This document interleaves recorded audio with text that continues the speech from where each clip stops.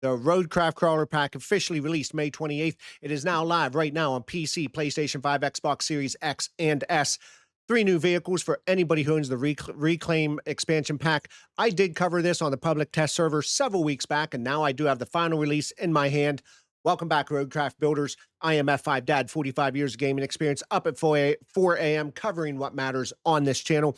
Quick shout out before we get into the vehicles. Every console player who commented on my PTS video asking me to keep covering this content, especially because they don't have access to that server.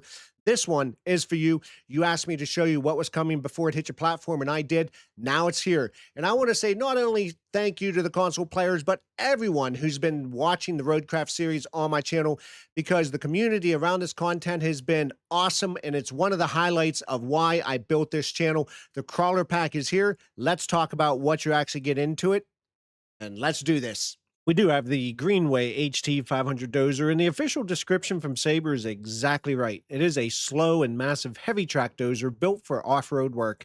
And that combination of slow, massive, and tracked is what defines everything about how this vehicle operates. Now, I do want to set expectations correctly going in. This is not a fast vehicle. It is a nimble vehicle. This is a vehicle built to go where other dozers cannot and push things that other dozers simply cannot move. The tracked chassis gives it stability on terrain that would defeat wheeled alternatives completely. You plant this thing on a difficult scope, and it is going to stay right where it's planted at. In the PTS review, I was honest about what I found along with community feedback, which did flag the blade leveling, creating uneven patterns rather than self-leveling cleanly. I also flagged the engine audio feeling like a placeholder shared with an existing vehicle, and I do want to give you the final release verdict on both. The blade performance in the final release is a genuine improvement on the PTS build. Sabre did refine the grading mechanics and the heavy earth moving capability that the vehicle is built around, as it does feel more purposeful in the final version. Is it perfect? Not entirely. The blade still has moments where the leveling feels approximate rather than precise, but it is way better than what's shipped to the public test server. My verdict on the HT500, it fills a genuine gap in Roadcraft vehicle roster. It is slow, it is powerful, and it does things no other dozer in your garage can do. Vehicle 2 is the Neo mobile crane. It is the vehicle I am most excited to talk about, especially in the final release, because I called it the most compelling concept of the 3 when I was playing it on the public test server. So it is a heavy tracked vehicle with excellent off-road capabilities that does carry a mobile crane. And the mobile crane capability on the chassis is built for terrain that typically your other heavy crane trucks just simply cannot reach. So think about this, and this is how I'll explain it. When you think about autumn collapse and maybe even summer drought, there's many times in those maps that you're going to need precise driving and lifting capabilities, but for whatever reason, you just could not get that full truck into position because the terrain could have been too rough, maybe too narrow, or even too steep. And the Forester Neo Mobile is going to solve that, because now what happens is it's going to allow you to go where other heavy cranes cannot go, and it does the lifting that a lot of those locations are going to require. So in the public test server build, I did notice some of the engine audio it matched another vehicle, so I was hoping that they would have fixed that upon final release, and guess what? It was addressed, and so that does make me pretty happy. It does sound more distinct, and it's more appropriate for a vehicle of this type and capability. I'm actually very happy with the build. I know I was checking out some of the community responses. It actually has been mostly positive of the 3 vehicles. Players are already identifying specific mission scenarios where it's going to become kind of the tool of choice. So listen, my verdict: the Forester Neo mobile crane is going to be the standout of the crawler pack. If you use it correctly, I can tell you it is going to change how you approach missions that basically previously required severe compromises, whether it took you a while to position so you didn't roll your vehicle over, etc. Out of the 3, I'm going to say it again, this is the vehicle I'm going to recommend that you want to add to your active roster when you kick off the Reclaim expansion. My final vehicle on the list is the TUZ 303 Cargo Scout with blade. It is a lightweight scout equipped with a grader to move objects around, and the word lightweight honestly is doing important work in that description. So this is going to be your scout. It is fast, it is agile, it can access terrain that heavier vehicles typically cannot reach. And now, what I can tell you, it does have a grader blade attached that gives it very light terrain clearing and object moving capability alongside all of that mobility that you're going to get with the scout. The combination does mean you can scout an area, maybe do some minor clearing work without having to swap over to a heavy vehicle, especially for every small obstruction that you're going to run through.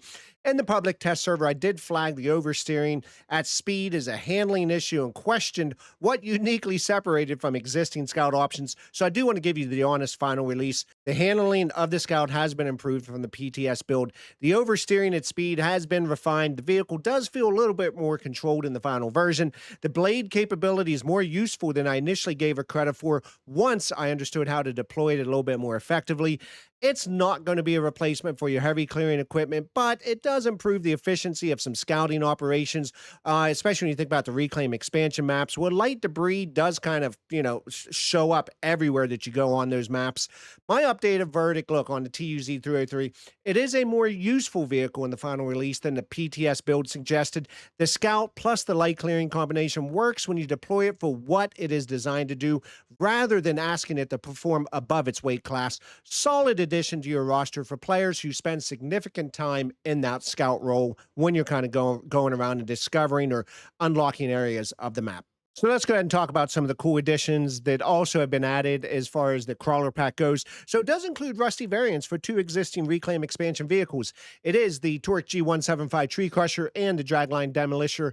And basically, guys, all this is their official releases of rusty variants for these vehicles. And think about it this way. They're cosmetic weathered versions of vehicles that look like they've basically been through serious operational use, battered, worn down, authentically beaten up the way that, to me, heavy machinery is actually going to look, especially after sustained deployment in disaster recovery.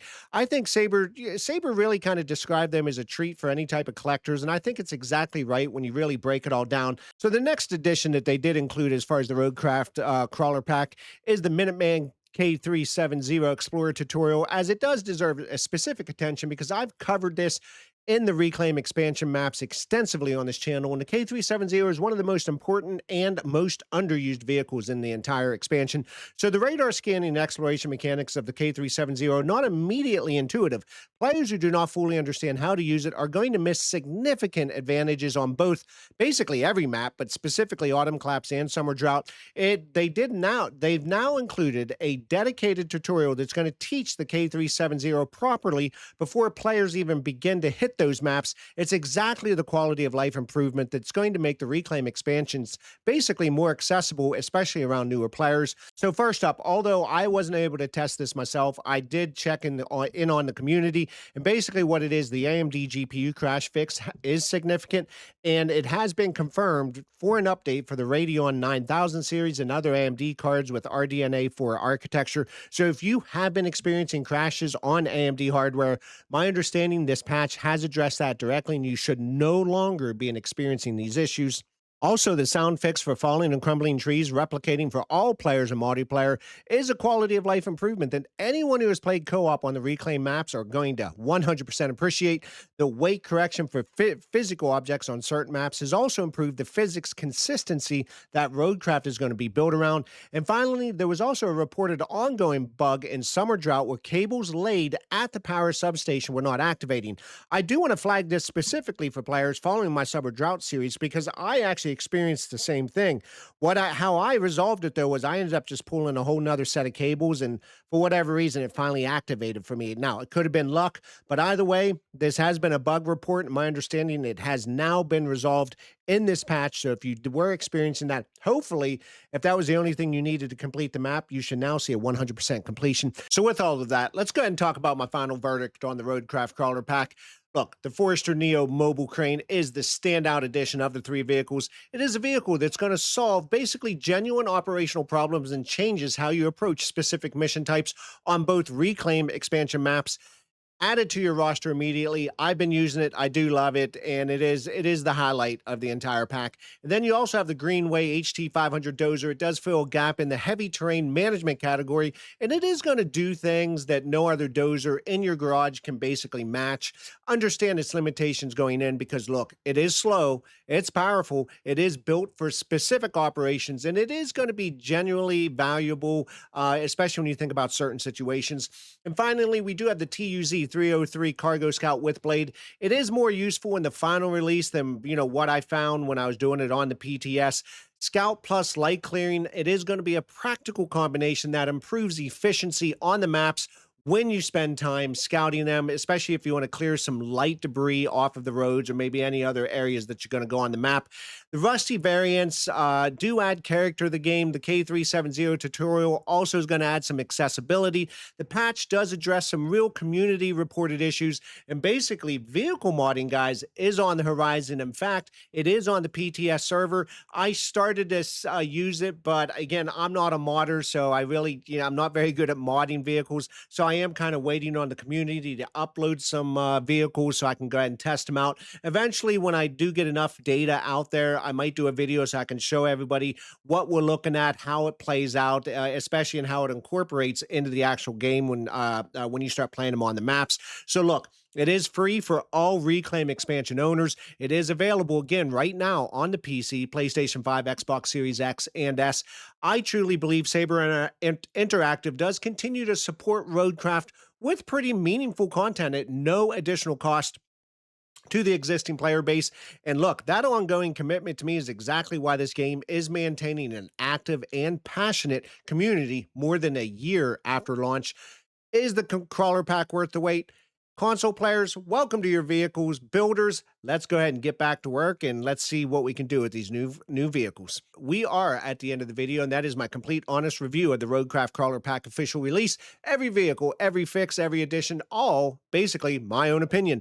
Drop a comment. Tell me which vehicle you are going to add to your roster first, because I have a strong feeling the community is going to maybe be a little divided between the Dozer and the Crane, and I want to know where basically you land. Console players who've been waiting since my PTS video, welcome again. You have been incredibly patient, and the crawler pack is generally worth the wait again. Throw your comments down below. And do me a favor, subscribe so you never miss a Roadcraft update on this channel, or even my Tuesday Steam weekly sale videos I do. Again, in the future, I do plan to cover vehicle modding when it does drop. Remember, guys, click F5, reset, reload. I am F5 Dad, and I will see you on the next video.